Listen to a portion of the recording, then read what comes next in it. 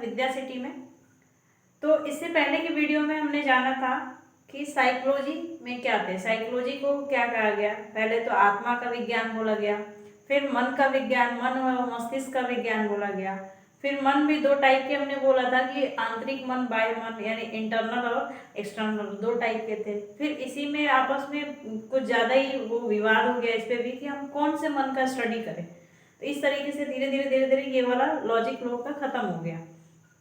फिर इसके बाद नई सोच, नया थिंक का डेवलप हुआ, जिसको बोला गया साइकोलॉजी में, जिसको बोला गया चेतना का विकास, साइंस ऑफ कॉन्शियसनेस।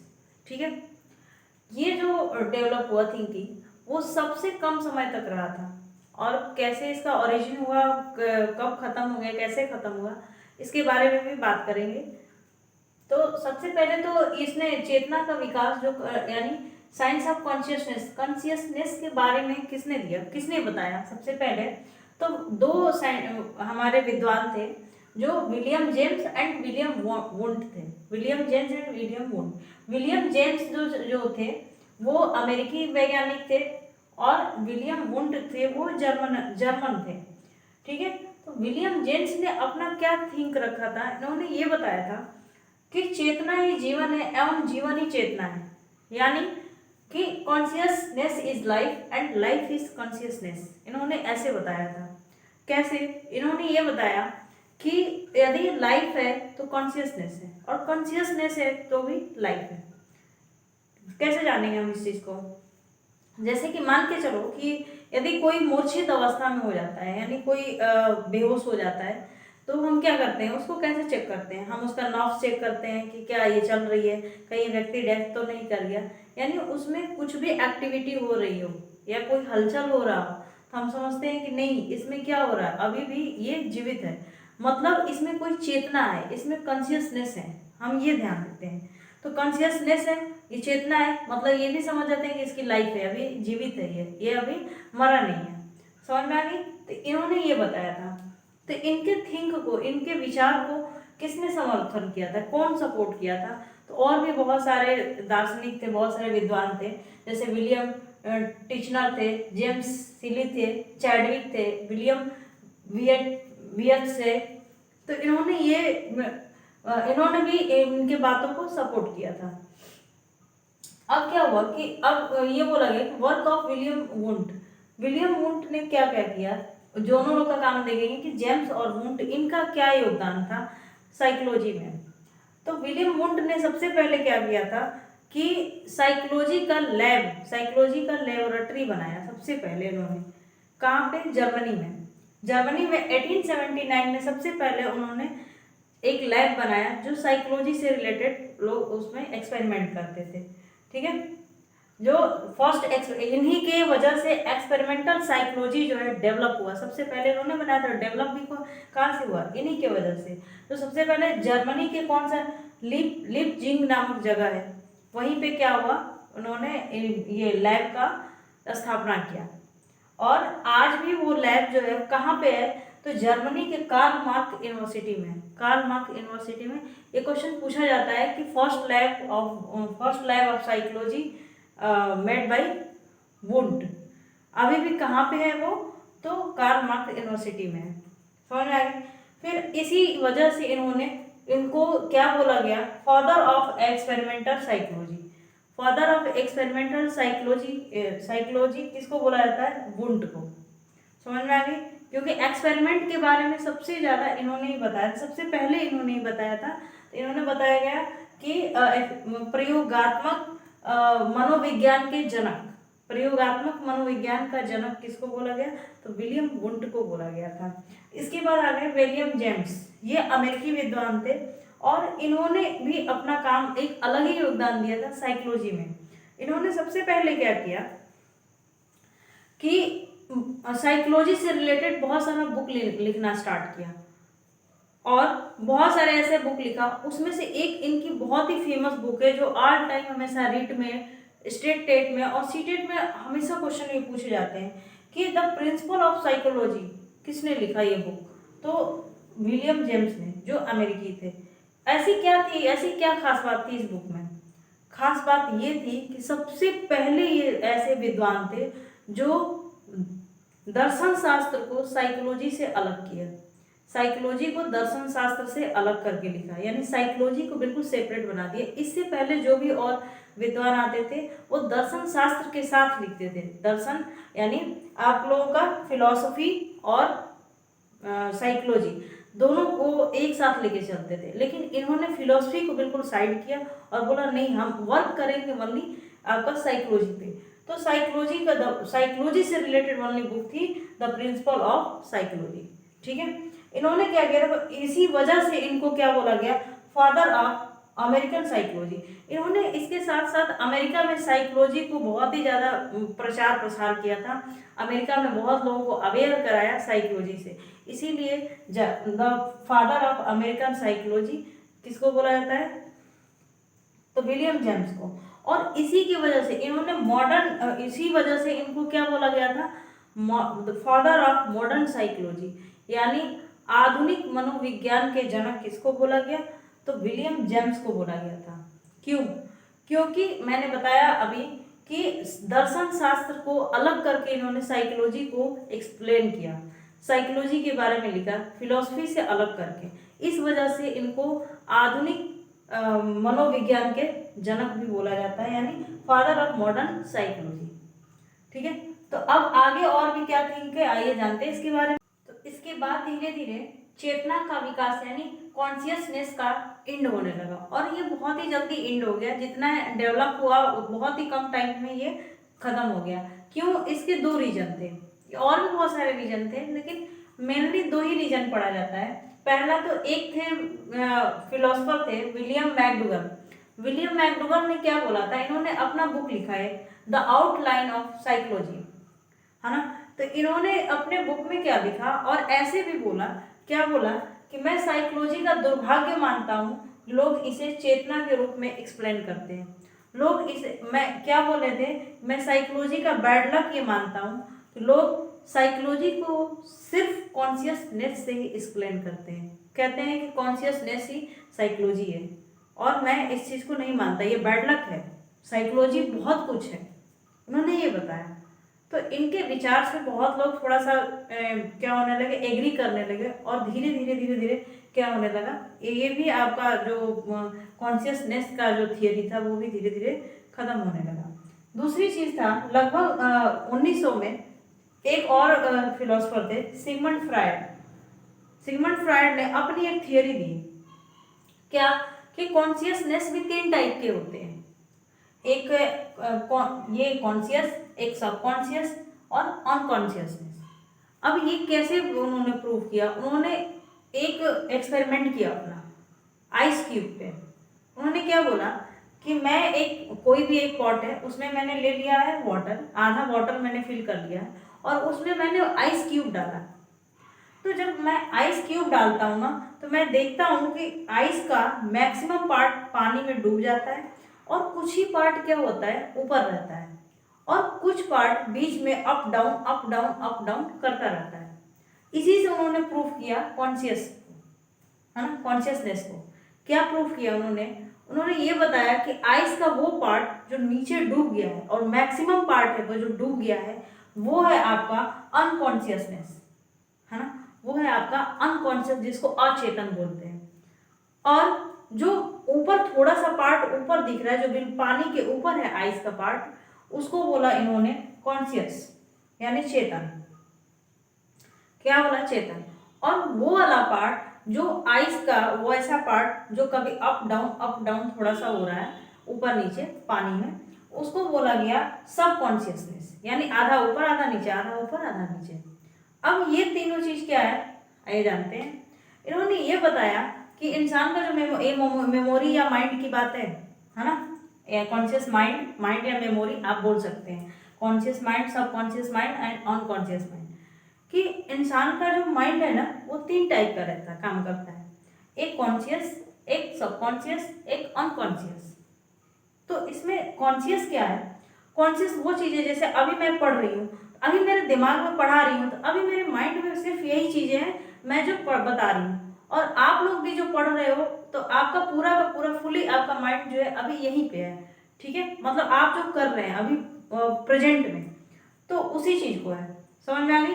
दूसरी चीज सब कॉन्शियस क्या है, आपकी मेमोरी एक ऐसी है कि जैसे क्या होता है कभी कभी कि कोई चीजें आपको भूल गई होती है, आप उस चीज को याद करने की कोशिश करते थे। जैसे आपसे बोला जाएगा कि आज से 3 दिन पहले आप कहाँ गए थे या क्या खाए थे, आप रिकॉल करने की कोशिश करो, मैंने क्या खाया था, मैंने क्या खाया था। या कभी आपने कभी ऐसा किया होगा, आपने ऐसा कि किसी को देखते होंगे तो ऐसा लगा होगा कि मैंने इसको कहीं देखा था, याद नहीं आ रही, इसका नाम पता नहीं क्या तो था, मेरे दिमाग में नहीं याद आ रहा है, आ रहा है, फिर कभी आएगा कभी नहीं आएगा। मतलब आप दोनों परिस्थिति में हो, दोनों सिचुएशन में हो, क्या कि आपको लग रहा है याद भी आ जाएगा, याद भी नहीं आ रही है, और पूरी तरह भूला भी नहीं है। मतलब दोनों परिस्थिति में, दोनों सिचुएशन में, आपको भूला भी नहीं, आपको रिकॉल है कि इसको मैंने कहीं देखा है या इसका नाम मैं जानती थी, दिमाग में नहीं आ रहा, दिमाग में नहीं आ रहा, माइंड में नहीं आ रहा, क्या तो था, क्या तो था, याद आ जाएगा। तो ये चीज हो गई, यानी अंदर बाहर आपके माइंड में है, ये हो जाएगा सब कॉन्शियस माइंड। थर्ड था अनकॉन्शियस, जिसको हम बिल्कुल ही भूल चुके हैं, लेकिन बिल्कुल ही भूल चुके हैं, ऐसा भी नहीं कि हम याद करेंगे तो याद नहीं आ जाएगा। मतलब ऐसा माइंड या ऐसी हमारी माइंड ही समझिए, जो जिसको क्या करूं, जब मैं रिकॉल करूं तो वो वापस आ जाए, अन्यथा एकदम ही मिटी रहे, यानी केवल स्टोर रहे मेरे माइंड में, स्टोर तो रहे बट जब मैं समय पे जिस टाइम याद करूं तब याद है। जैसे मैं पूछूंगी कि आज से अभी 5 साल पहले आप कहाँ पढ़ाई किए थे या हाई स्कूल आपने कहाँ पास किया था, तो अभी मैंने बताया ना कि आप पुरानी चीजों को रिकॉल करने लगे तो आपका माइंड तुरंत वहां चला जाएगा, हाँ मैं तो 10th यहाँ से किया था, तब का कॉलेज अच्छा था, स्कूल लाइफ कितनी अच्छी थी, ये वाले टीचर ऐसे थे, वो स्टूडेंट ऐसे थे, तो वो मेरी बेस्ट फ्रेंड थी, आज नहीं है, या वो मेरे से बिछड़ गई, या आज वो वहाँ पे, हम ऐसे करते थे, आपका तुरंत माइंड रिकॉल करने लगा, है ना। तो ऐसे माइंड को अनकॉन्शियस बोलते हैं, ठीक है, जो स्टोर तो है लेकिन आल टाइम आपके माइंड में नहीं है, आप जब रिकॉल करोगे तो आराम से वो याद आ जाएगी सारी चीजें। तो 3 टाइप के कॉन्शियस, जो अभी प्रेजेंट में है आपके दिमाग में भी जो चल रहा है, वो सब कॉन्शियस जो अप डाउन होता है। अप डाउन मीन्स कि आप रिकॉल करते हो, याद करने की कोशिश करते हो, पर पूरी तरह से याद नहीं आती ये चीजें, देखे तो रहते हो लेकिन डाउट में रहते हो, है कि नहीं है। अनकॉन्शियस जो पूरी तरह से स्टोर है आपके माइंड में, बट अभी प्रेजेंट में आपके माइंड में नहीं, आप रिकॉल करोगे आपके माइंड में आ जाएगा, ठीक है। तो इन्होंने इस तरीके से बताया सिगमंड फ्रॉइड। सब लोगों ने बोला हाँ ये तो बहुत अच्छा थियरी थी, सही बात है, अब बताओ मैं किस तरह से कॉन्शियसनेस को, मैं कौन से कॉन्शियसनेस का स्टडी करूं, इसका इसका इसका, जैसे मन और मस्तिष्क की जो बात थी ना, यानी आपका जो माइंड था और मन था उसके बारे में ऐसे ही है, समझ आ गई। तो अभी भी जो आज के समय में जो साइकोलॉजी का स्टडी किया जाता है, साइकोलॉजी का जो अध्ययन किया जाता है, वो कॉन्शियस पे नहीं किया जाता है, जो वर्तमान में अभी चल रही है उसके बारे में नहीं किया जाता है, आपका सब कॉन्शियस और अनकॉन्शियस पे स्टडी किया जाता है, ठीक है। तो ये क्वेश्चन आप लोगों का पूछा जाता है कि प्रेजेंट साइकोलॉजी में क्या होता है, तो ये बता होता है। अब इसमें भी बहुत सारी चीजें आ गई, तो आगे और भी बारे में इसके बारे में जानेंगे। चेतना का विज्ञान खत्म होने के बाद फिर आया आपका व्यवहार का विज्ञान। धीरे धीरे 19वीं सदी में आपका चेतना का विज्ञान खत्म हो गया, फिर 20वीं सदी में आपका क्या आया, व्यवहार का विज्ञान। अब व्यवहार का विज्ञान, व्यवहार का अध्ययन करने के लिए सबसे पहले इसमें आए, ये व्यवहार का विज्ञान किसने दिया, यानी स्टडी ऑफ बिहेवियरिज्म, ये किसने दिया, जेबी वॉटसन ने, जो एक अमेरिकन फिलोसफर थे। और इन्होंने क्या बताया कि जितने भी हमारे एनवायरनमेंट के कार्य, एनवायरनमेंट में कार्य होते हैं, हमारे जितने भी सोशल वर्क होते हैं या जो भी हम वर्क करते हैं, उसमें कम या अधिक, उसमें लेस या फिर और भी ऐड हो सकता है वो काम, परंतु व्यवहार जो है कभी घटता नहीं है। यानी उन्होंने ये बताया कि जितने भी हम काम करते हैं ना, या जो भी हमारे साथ घटनाएं होती हैं कोई, उसमें कम या अधिक हो सकता है, वो चीज़ लेस मतलब कम या तो अधिक हो सकता है, बट हमारा जो बिहेवियरिज्म है वो कभी भी कम नहीं होती है बल्कि बढ़ती ही है। अब कैसे, इस चीज़ को आइए समझते हैं।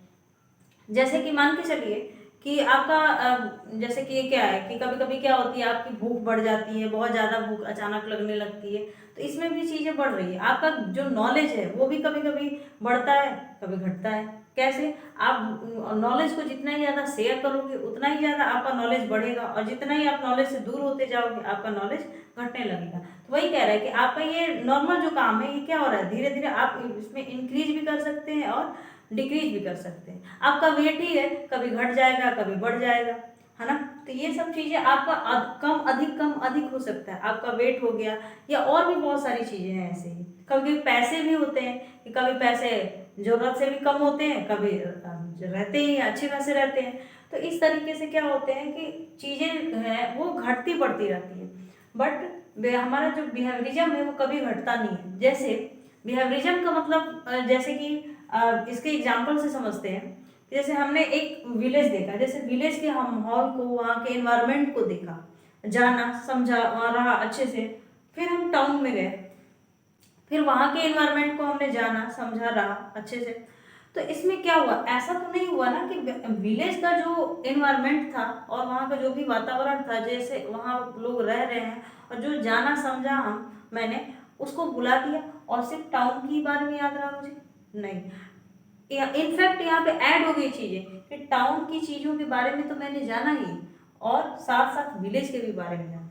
विलेज के बारे में तो जाना, साथ साथ टाउन के भी बारे में, दोनों चीजें ऐड हो गई। ऐसे आप सिटी में जब जाओगे तो क्या होगा, तो आपने विलेज के बारे में तो जान ही लिया, टाउन के बारे में भी जान लिया, एडिशनल आपका सिटी, ऐसा नहीं कि इधर से लेस होता जाएगा, ऐसा नहीं होगा। आप सब कुछ चीज़ों के बारे में जानते ही रहोगे। वो अलग बात है कि आप अपना रेपुटेशन जो है सिटी के अकॉर्डिंग रख लोगे, वो अलग बात है, बट आप नज़दीक से विलेज को देखे रहोगे, आप जानते हो इस चीज़ से परिचित आप अच्छे से रहोगे कि विलेज के लोग कैसे होते हैं, क्या होता है, या जो कुछ चीज़ें आप सीखे रहोगे, है ना। तो आपका यही होता है व्यवहार, आपने जो जिस चीज़ों में रहना सीख लिया, रहना जान लिया, उस चीज़ को समझ लिए हैं आप, तो आप ये चीज़ों को आप कभी लेस नहीं कर सकते, आप एक्स्ट्रा सीखते ही जाते हो। विलेज, विलेज से टाउन, टाउन से सिटी की चीज़ों को आपने सीखा, है ना। फिर इसके बाद क्या बोला गया कि फर्स्ट टाइम जो है साइकोलॉजी के बारे में एक्सप्लेन अच्छे से कौन किया था, पॉजिटिव को लेके, यानी सकारात्मकता को लेके सबसे पहले जो साइकोलॉजी को एक्सप्लेन किए थे वो वॉटसन ने किया था, यानी positive science of the behaviourism. क्या पॉजिटिव साइंस था कि हम जो है व्यवहार को कभी खत्म नहीं कर सकते, यानी लेस नहीं कर सकते, हमें एक्स्ट्रा चीजें, बल्कि हम सीखते ही हैं, अपने व्यवहार में एक्स्ट्रा चीजें दिन पर दिन हम लाते ही हैं। विलेज, विलेज से टाउन, टाउन सिटी, मैंने एक अच्छा एग्जाम्पल दिया, ठीक है। यानी ये एक सकारात्मक सिद्धांत था और इससे बहुत ही ज़्यादा लोग मोटिवेट हुए, बहुत ही ज़्यादा लोग प्रेरित हुए और बहुत सारे लोग सपोर्ट किए इसको कि नहीं वाकई में ये तो साइकोलॉजी का बहुत अच्छा एग्जाम्पल दिए हैं कि वाकई में जो साइकोलॉजी है वो व्यवहार का ही विज्ञान है, वो व्यवहार का ही अध्ययन है, स्टडी ऑफ एक तरह से बिहेवियरिज्म हो गया, है ना। तो इसमें कौन कौन से सपोर्टर थे, कौन कौन किसने किसने सपोर्ट किया, तो बहुत सारे फिलोसफर इनके सपोर्ट में आ गए थे, जैसे पावलव है, स्किनर है, थॉर्नडाइक है, कॉलसेनिक है, वुडवर्थ है और विलियम मैकडूगल, ठीक है। इन्होंने सब लोगों ने क्या किया, इनकी बातों को सपोर्ट किया। फिर इन्होंने खुद बोला था, ये कौन, वाटसन ने क्या बोला था अपने थियरी में, इनको क्यों और ज्यादा लोग सपोर्ट किए, इन्होंने ही बोला था, इनको बहुत अच्छा है कि ये विचार है, ये भी आपके क्वेश्चन पेपर में जरूर पूछा जाता है।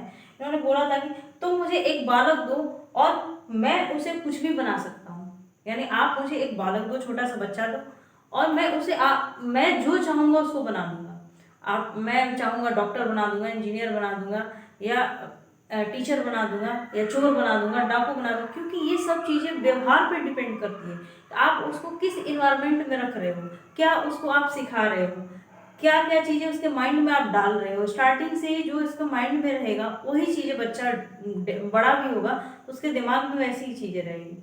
तो उसके व्यवहार में, व्यवहार मतलब जो रेगुलर हमारा जो दैनिक कार्यक्रम है उसमें वही चीज़ें उसके यूज में आ जाएगा, है ना। तो उसी को बोला जाता है कि आपका व्यवहार में, तो व्यवहार में वही चीज़ें आ जाएगी। आप उसे डॉक्टर बनाना चाहते हो तो स्टार्टिंग से ही उसको मोटिवेट करोगे, डॉक्टरी से रिलेटेड चीज़ें आप दिखाओगे, एक्सपेरिमेंट करोगे, बुक पढ़ाओगे, उससे रिलेटेड चीज़ें और भी बता के उसको मोटिवेट करोगे, तो उसके भी दिमाग में यही आइडिया आने लगी, डॉक्टरी डॉक्टरी डॉक्टरी डॉक्टरी, वो अंत में जाकर उसके दिमाग में वही चीज़ें हो जाएगी, तो वो एक डॉक्टर अच्छा बन सकता है।